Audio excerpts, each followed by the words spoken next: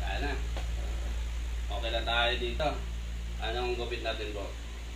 Ito no, yung pinaka-bagay na. Gupit Kristiyano, siyempre, no? Kristiyano. Nakita ko yung gupit dito. Si Barab Lord Michael. But Sherwin? Lord Michael, yung anak ko. But ito, Michael. bagay mo na lang. Sige. Dito, i-ano natin dito? Bawasan yun. Yung pang-forma ba? Kasi magtitira bukas, di ba? Opo, sige. Pogi, ikaw. Ayun, di ba? Opo, tama. Pogi tayo. Kailan o yung misis? Ano pa yun? April pa. Ay, malapit na.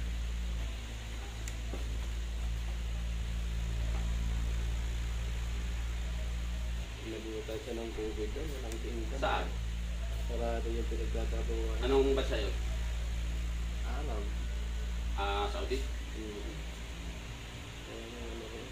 Hari ko sa mahigpit daw. Oo, depende sa balita na. Kailangan mag-aral ka ng lingwahe niyo. Alam mo yung tokpesin, di ba? Dapat meron kang bilong-bilong na yan. Basil yan. Kahit English lang, kailangan fluent ka rin. Oo, kailangan. Kasi para maintindihan ka ng mga kapatid na doon. Ang bilis pa na magsalita ang mga kapatid doon sa ibang bansa, no? Yung tipong kinakain na lang yung ano. Mahirap yung minsan, tatana sa biyanan ko. Sa side mo yon yung siya. Oo. Isipin mo, mabayad ka sa upang bahay. Oo, hindi ko na problema yun.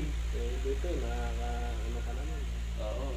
Sabi niya, mag-online ka lang na. Kaso minsan, nagsiservice ako pag Sabado. Ganitong araw, may service talaga kung minsan.